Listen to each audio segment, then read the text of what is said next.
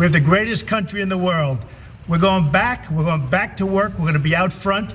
As your leader, I had to do that. I knew there's danger to it, but I had to do it. I stood out front. I led. Nobody that's a leader would not do what I did. And I know there's a risk, there's a danger, but that's okay. And now I'm better, and maybe I'm immune. I don't know. Oh my God.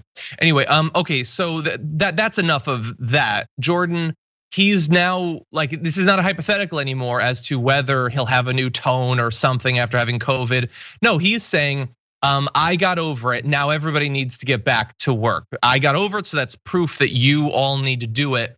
And everything he did that put him at risk of getting it, and he did end up getting it, was just anything any leader would do. Any leader would hold indoor rallies, wouldn't wear a mask, would tell other people not to wear the masks, would mock people for wearing masks. They're presenting all of that as just, that's leadership. There was no other way to act.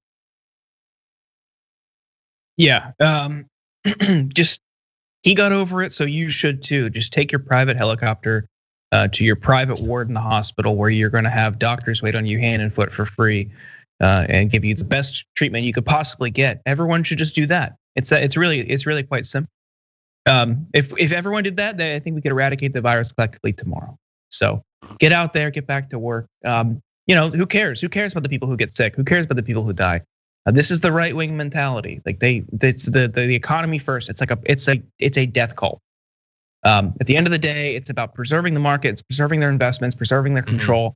They don't care. They don't care if people get sick or die. It's a necessary evil, I guess. We've seen comments from Ron Johnson at the very beginning. It's like, yeah, sure, 3% of the infected patients might die. That's just a sacrifice we have to make. Well, now he has it. Does he still feel that way? Yeah. Yeah, well, and I'm so glad that you pointed that out. Chris Christie said when they were pushing for reopening, some people will just have to die. Well, now Chris Christie has it. Hopefully he's doing well. God only knows. This is a very deadly virus, but yeah, it was all those pastors, initially when it was spreading around saying, we're not gonna stop, we gotta persevere through this and still have services. And so many of them got sick. Like, this is not, it's not working in mysterious ways. It's working in very obvious, predictable ways. Predictable to a rational person who respects science. So one other area where, in theory, Donald Trump could have shown that he had learned something from the experience of his ongoing recovery from COVID would be to change the way that he talks about this a little bit. But he's not interested in doing that.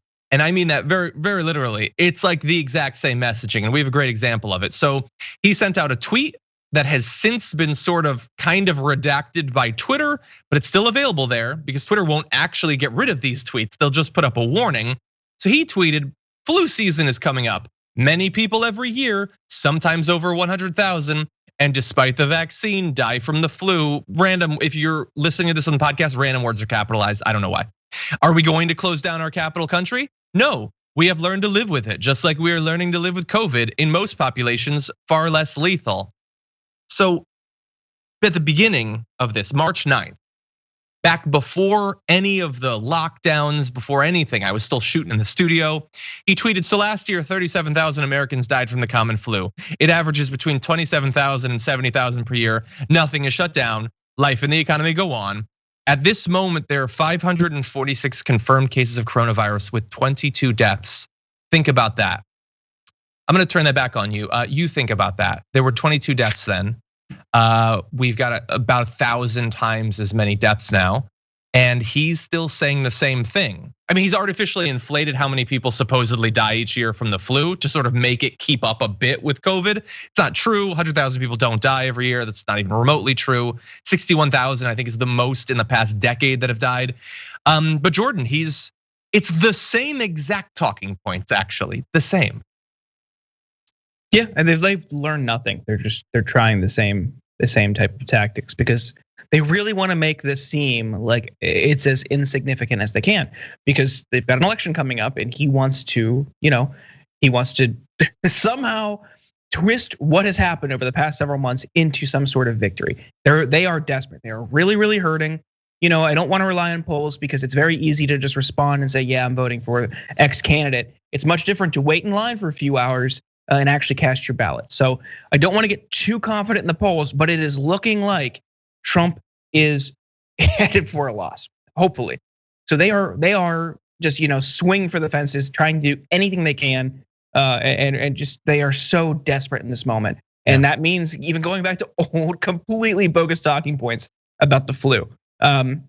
Maybe the flu will be diminished this year because people are already socially distancing, but forcing things to reopen only guarantees that get worse. Yeah, I'm glad that you brought that up because there was something we were going to talk about later, but I do want to move it up here really fast. I do want to mention, someone corrected me in the Twitch. My math was bad. We don't have 1,000 times as many deaths. We have 10,000 times as many deaths as we had when he sent that for 10,000 times as many deaths. But it's fine. Don't let it dominate you. Don't let it like totally take over your life.